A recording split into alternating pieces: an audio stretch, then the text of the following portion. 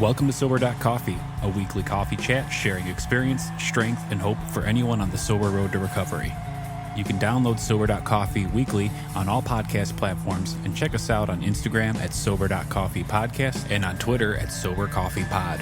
To learn more about us and to help support these sessions, visit online at Sober.Coffee.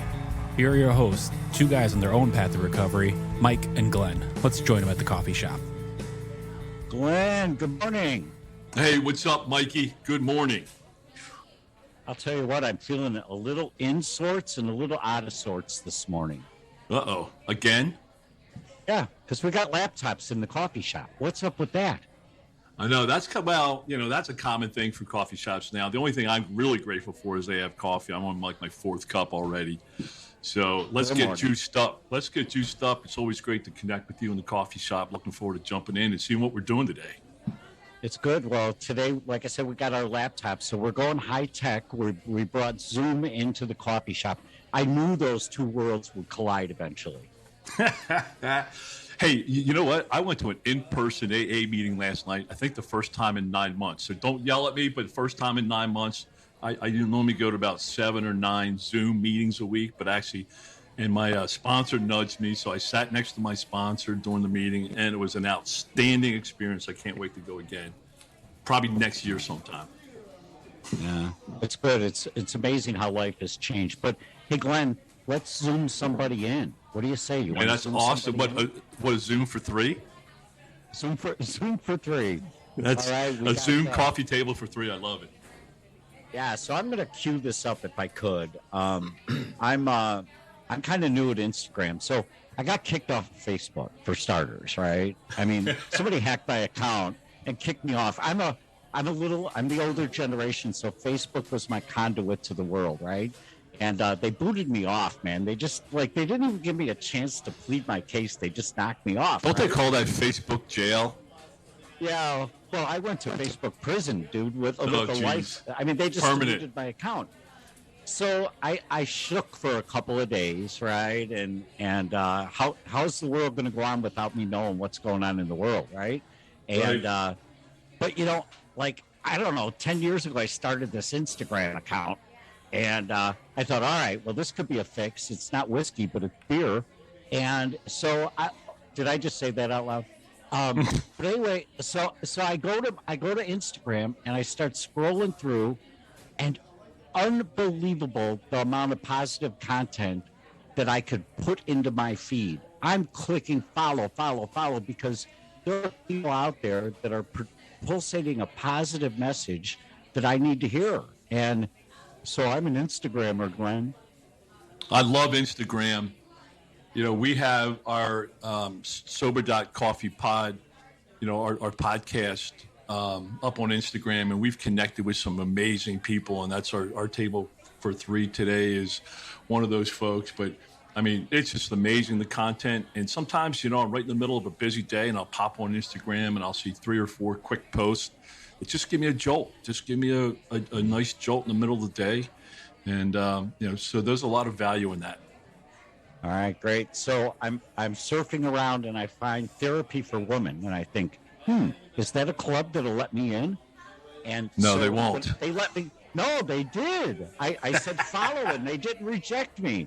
So awesome. I'm a follower of Therapy for Women, and it turns out that the author of these wonderful messages also authored a book. And so let me introduce to you Amanda E. White. My second question is going to be what the E stands for. But Amanda, welcome to the coffee shop. Thank you so much for having me. Hey, Amanda, welcome. Great to have you. Thank you. Yeah. Thank you. So what does the E stand for, Amanda? The E is my middle name, and it stands for Emmeline. Oh, Emmeline. Emmeline. It's a family name, but I use it just because there's so many Amanda White. So when I was making a website, I was like Amanda E. White, and then it kind of stuck. There you go. See, years ago, somebody was wise enough to give you a middle name, Yep. So I started following Therapy for Women, and it turns out that it can be therapy for men as well. And somewhere along the line, I came across the fact that Amanda has authored a book called Not Drinking Tonight, a guide to creating a sober life you love.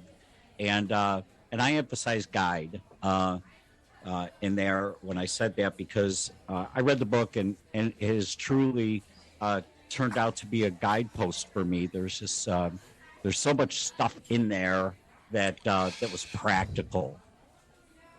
Thank you. I really enjoyed it. Yeah, I really enjoyed it. And so I don't know where we're going to go today with this, because my challenge in preparing for this coffee was there's so much great content in there. I mean, it's educational, it's practical, and it's personal.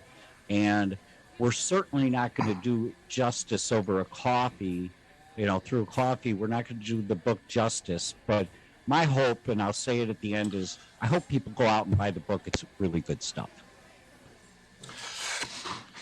Well, why don't we do this, Amanda? What happened from childhood, growing up, from that point to just get a little backstory from growing up and getting older to writing a book, Not Drinking Tonight.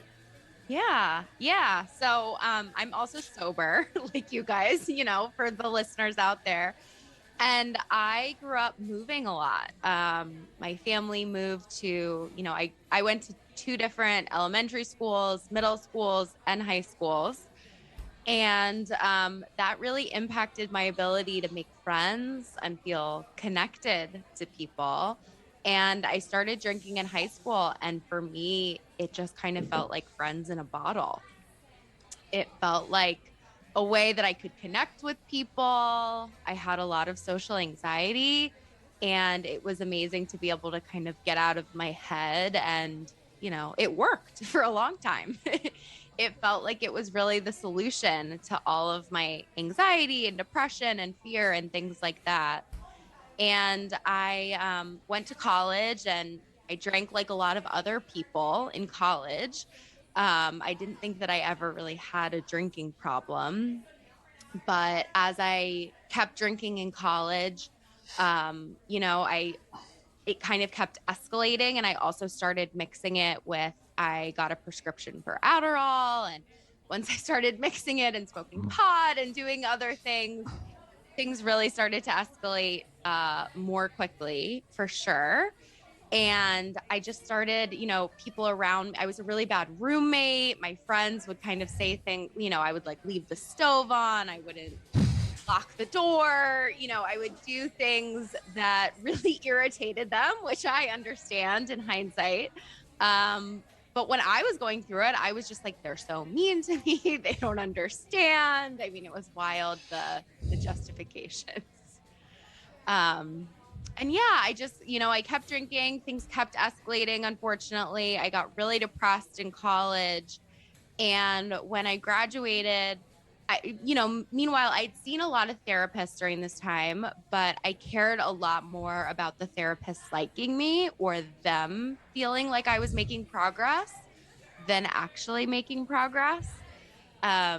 So it wasn't until actually I graduated college and I found a therapist who was in recovery herself and shared about it, that I was able to kind of work through some of the shame and be honest with her and, actually show up for therapy for the first time. And it was such a profoundly life-changing experience that it had me think that maybe I wanted to become a therapist myself. I didn't really think I had a problem with alcohol, though. I was really in denial about that for a really long time. I would make progress I also had an eating disorder, so I would make progress in my eating disorder. But I would, I thought that I should be able to drink. And because my drinking didn't, I didn't go to jail, I didn't get a DUI, I didn't hit any of these super stereotypical, I think, alcoholic ideas.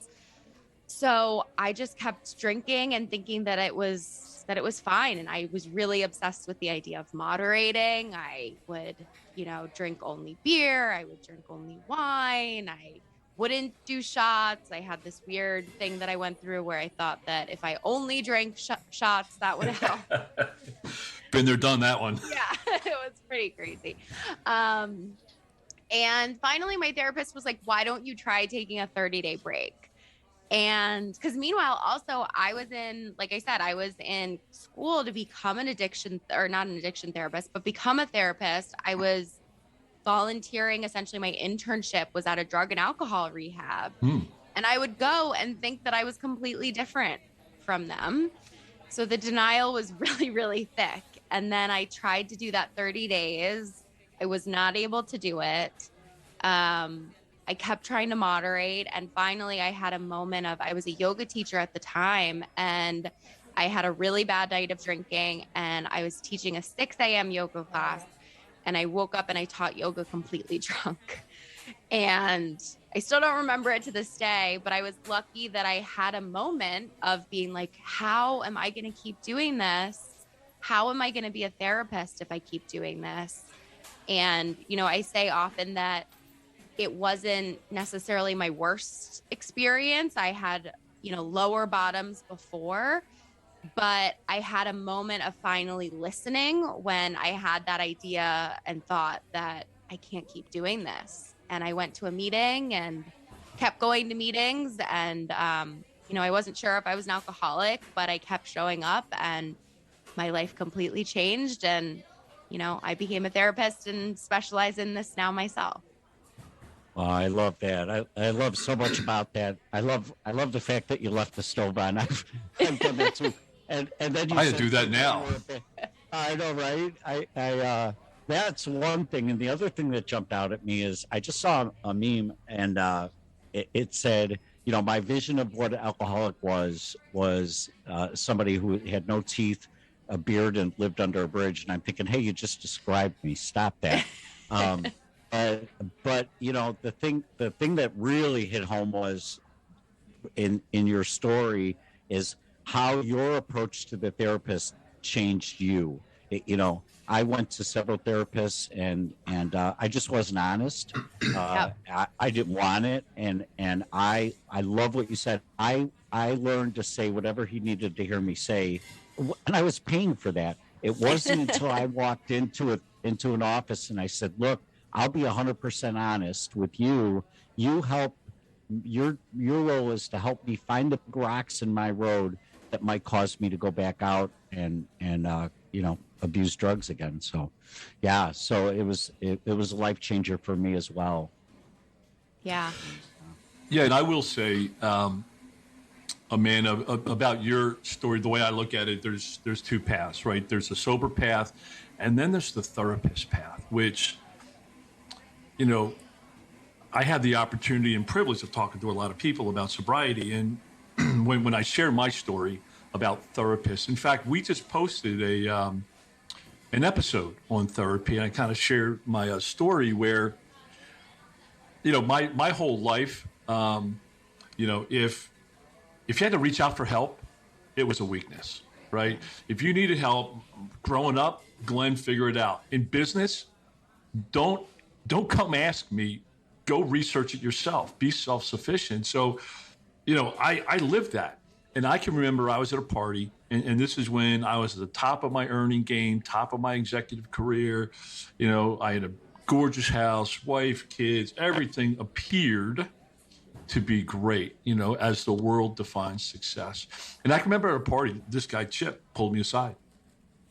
In fact, he pulled me into his office in his house, and he said, Glenn, he said, I've been seeing this. And clearly he was reading the label on my jar. He was seeing that you're in a cautious, dangerous spot, right? I was probably a hypomanic, manic, and he pulled me aside. He said, Glenn, he said, I've been seeing this coach. I'm like, what, golf coach? And he's like, no, he said, I'm a therapist, but I call him a coach. And he goes, I really think that you might benefit from seeing one also. I can remember I was like so offended. I'm like, dude, do you know who you're talking to, right? And so I left there just kind of mocking him a little bit. But then when my drinking got really bad, and I knew it was bad, I did go see my first therapist, and I remember sitting there. And I just pulled him out of the insurance phone book type thing, and I sat there. And I was probably 35, 40, and he was probably 65. And I remember talking to him and telling him that I drank a bottle of vodka a day. And I can still remember him. And I wish the listeners could see it, but he had like his open palms and he was rubbing them together in a circle. He goes, Glenn, he goes, you're just using, alcohol as a social lubricant, And I'm like, dude, you're an idiot. I can't go a day without drinking a bottle of vodka. And at that time, it was only a fifth. Not too much later, it's turned out to be a handle a day. But, and I'm like, I'm telling you, dude, I have no problem socially. I can talk to anybody in any situation. And I love it. So it's not like, I'm fearful of social situations. And it's like, okay, well, that was worthless. Long story short, throughout my, sobriety, I landed up connecting to a therapist. I do call him my coach, but he's a therapist. And he has saved my life. And I just, as I was thinking about it, as we were jumping on, because I know one of your focuses is therapy, which I just applaud. There's three things that he really helped me with in sobriety. One is he helped me love myself and forgive myself. I mean, just the personal insight. And I can remember there were sessions I just bawled. And of course I tried to control the whole thing, and I'm like, dude, let's block off 4 hours, right? Because by the time I sat down, 50 minutes was gone, and I'm right in the middle of a good train of thought. And he's like, Glenn, gotta go. And I'm like, let's just, and then, hey, it's not convenient for me to drive to see him. Let's do it on Zoom. And he stood his ground. He goes, nope, we're gonna do 50-minute sessions. We're gonna do it in person. So I surrendered. That was a point of surrender for me. And so he really helped me love and forgive myself, which was major for me. Second thing is I was in a relationship with a narcissist that was just killing me. She mocked my sobriety. She mocked AA. She mocked the fact that I go to meetings. She mocked everything. She wanted me to be a normal drinker, and she tried to control me. And she says, I'll make you the normal drinker. Well, we all know how that works. So he helped me understand where I was in that relationship, helped me really assess it, and helped me get out of it. And a guy, Dr. Henry Cloud, helped me also with his book, Never Go Back. But that was the second one, is get out of a key relationship. And third, when I was sober, I was 2 or 3 years sober. I was struggling with a relationship I was in with her kids and stepkids, and they were looking to be stepkids. And he really helped me get the tools to manage through the stepdad, stepkid relationships. And I can't tell you how successful they were. In fact, I just reached out to him last week. I'm like, dude, I haven't seen you in a while. Let's get together again, because he helps me sharpen the pencil. And for those out there that think like I did, like, hey, going to therapy is a weakness. That is one of the strongest things and most beneficial things I have done. So I applaud you, Amanda. Absolutely. Bringing it back to the, and that is so true. That story is just so true, is just the honesty part. But bringing it back to the book, I felt like after reading the book, I had been to a long therapy session, but I didn't feel tired afterwards. I felt energized. It really is very therapeutic and practical, because what I found in my early experience going to therapy, because I wasn't working it the right way, I was there and I was watching for their cues. Well, how does that make you feel, Mike? Oh, no, just give me an answer. Give me some direction. Give me some hope, right? And I'm sure they were all telling me that, but it wasn't until I went to my final therapist where I really opened up, and she really gave me direction. Go watch this video. Go read this book. Let's analyze what your triggers are. And on the word triggers, the book, and then I'll shut up because this is about Amanda, not Mike. But what the book did for me was it helped me put things into processing pieces, right? So it's not about the drinking, and the book isn't about the drinking. The book is about the things. There's 3 or 4 metaphors in the book, and one of them I loved was the iceberg.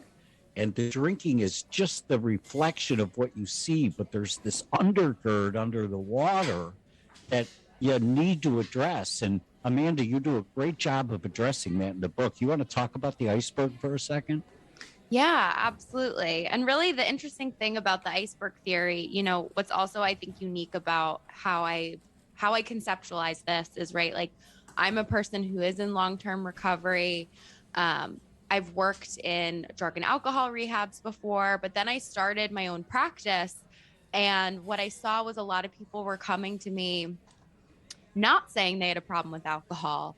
But the second I would ask them about their drinking habits, right? Because that's what you do. In therapy, you kind of unearth everything and you try to excavate all the areas of your life and question everything. People's first response to me would be, well, I'm not an alcoholic. And it was like, that's not the question I asked, right? I asked about what your drinking habits are.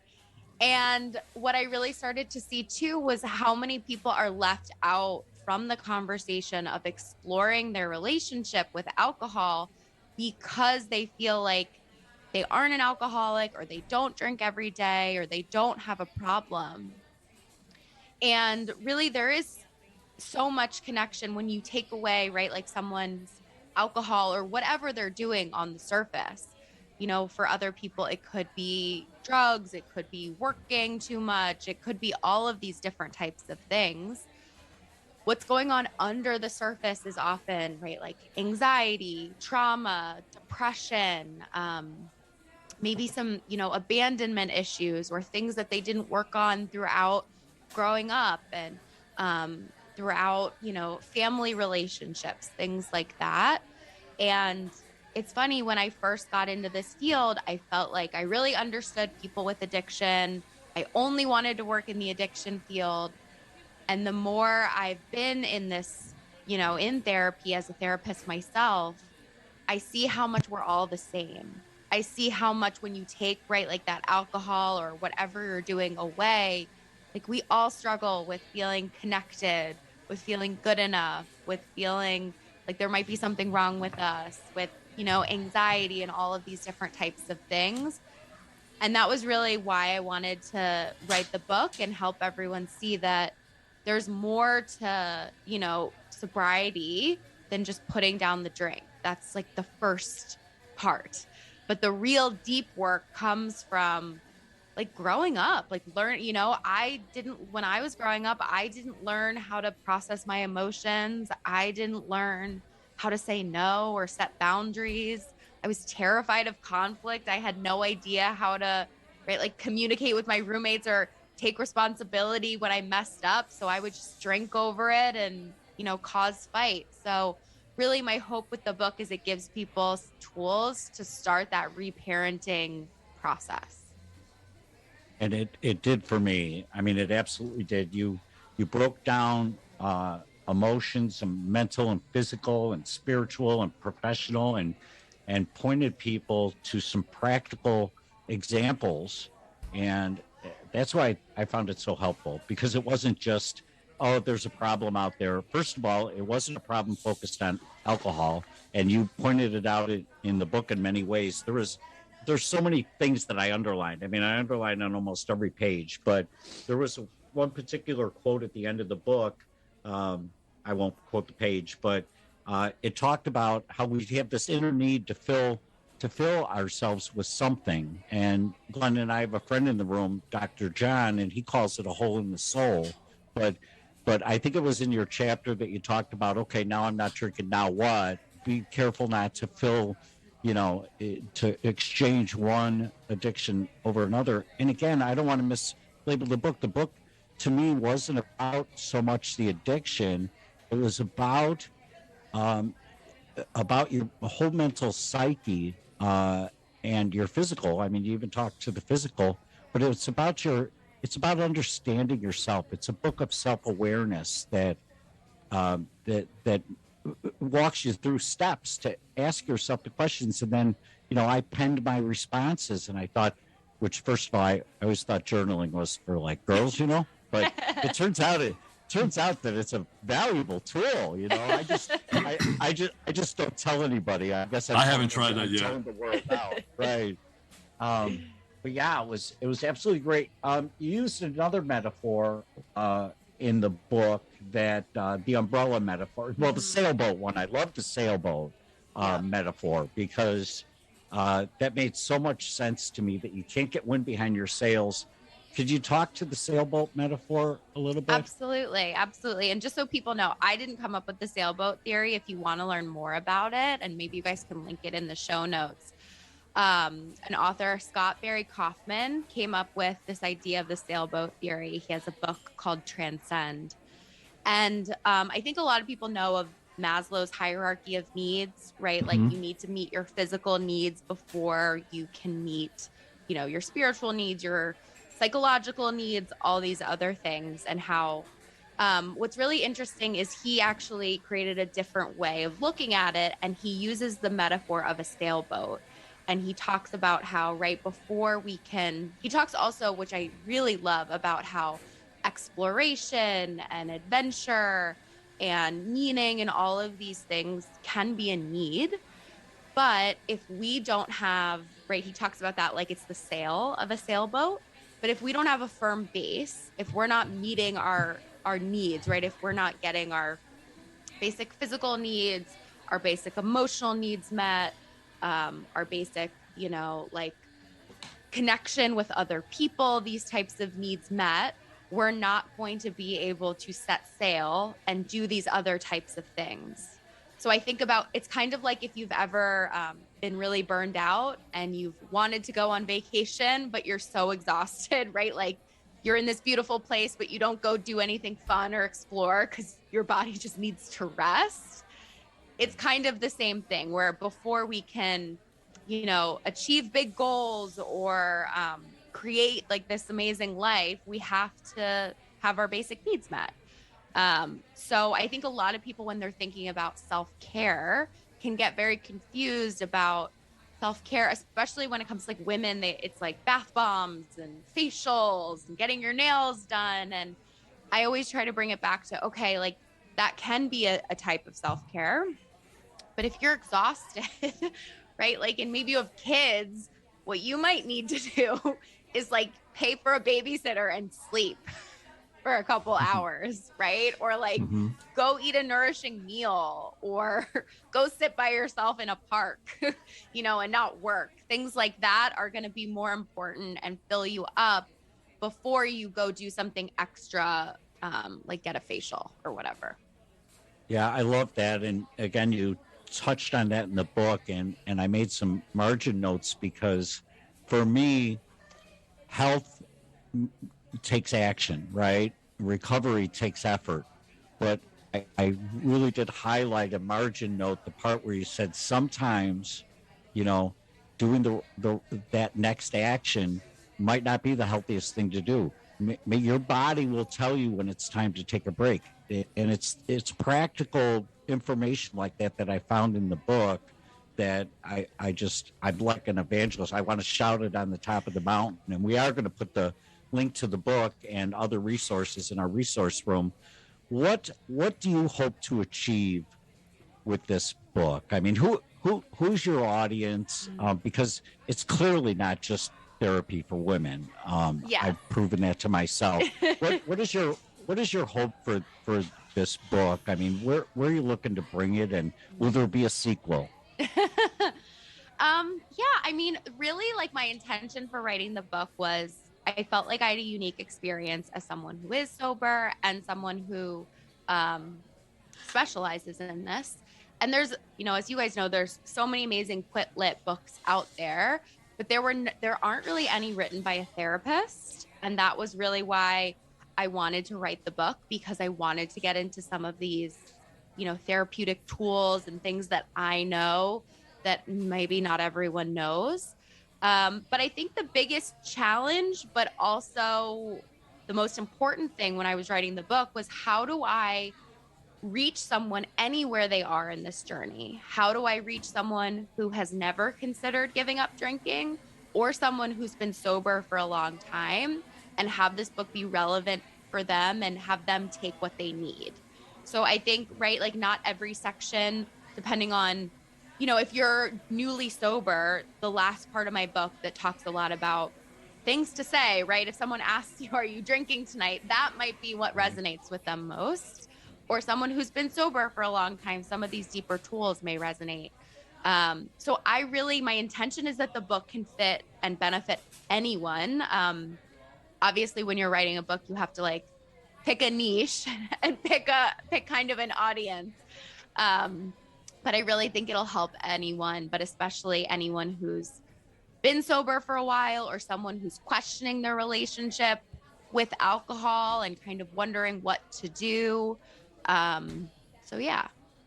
Yeah, no, I think that you hit it absolutely out of the park. And there's a couple of things. The one message that really resonated with me throughout the book too is, and in the title says not drinking tonight. It doesn't say not drinking forever. It doesn't say so. Your message, your message is give it a 30-day.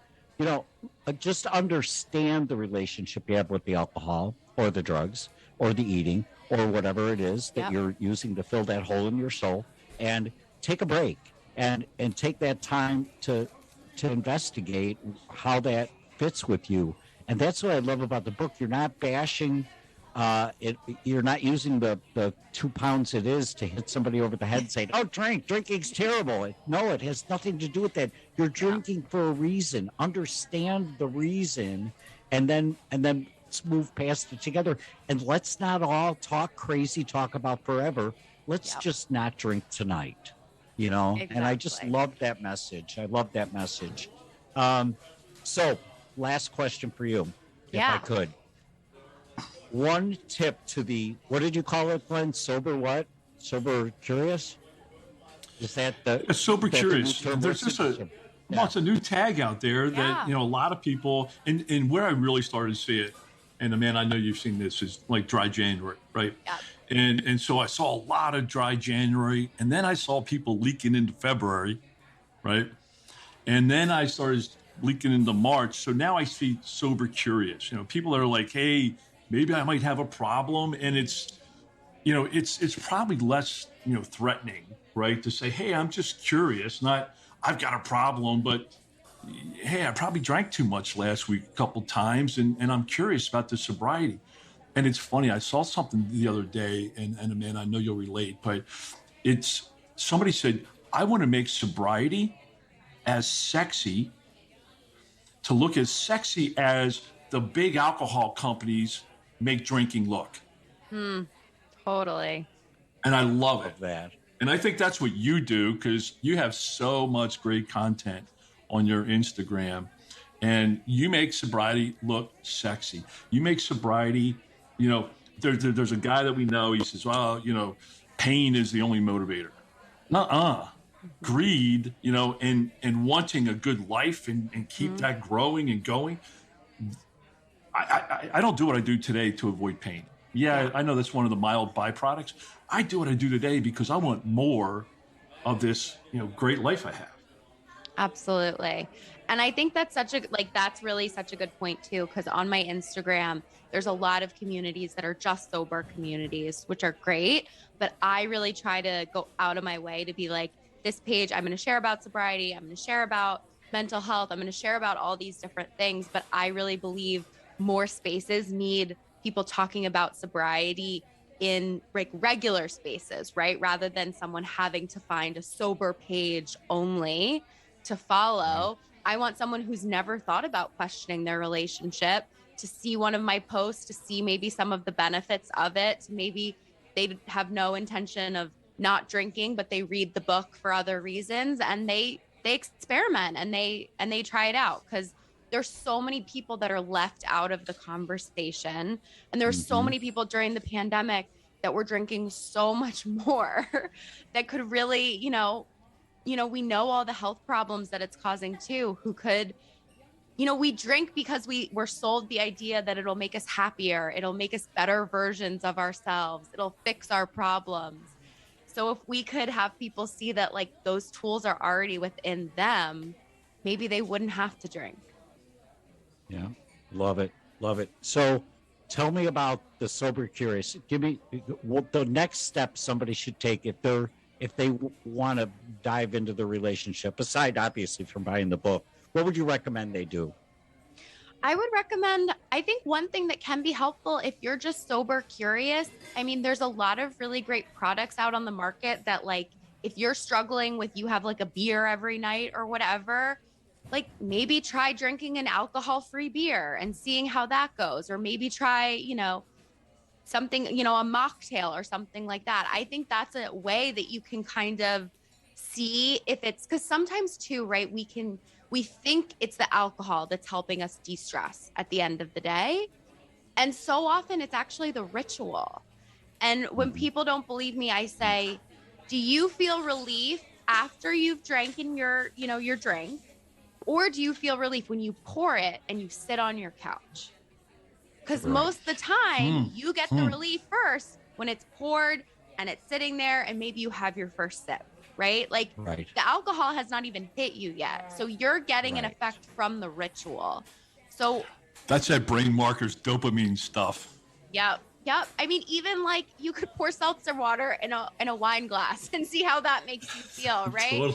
Totally. So just doing something like that, I think, is simple. I think almost everyone has access to being able to do it. And you can experiment and see, do I really need this? Does this really help me? How do I feel if I swap it? Love it. Outstanding. So I'm gonna close out with because I don't have the right words to really convey how much I think somebody should read this book. But in the front of the book, I'm going to read from Carolyn Dooner. And Carolyn Dooner of the book says, I truly believe that anyone will benefit from reading this book, regardless of their relationship with alcohol. This book is such a great, reliable resource that will help us cultivate more self-awareness and compassion while gently examining our relationship with alcohol and ourselves. And I think that summed it up for me as well. So, Amanda, thanks so much for joining us today. Absolutely. Will you come back to the coffee shop?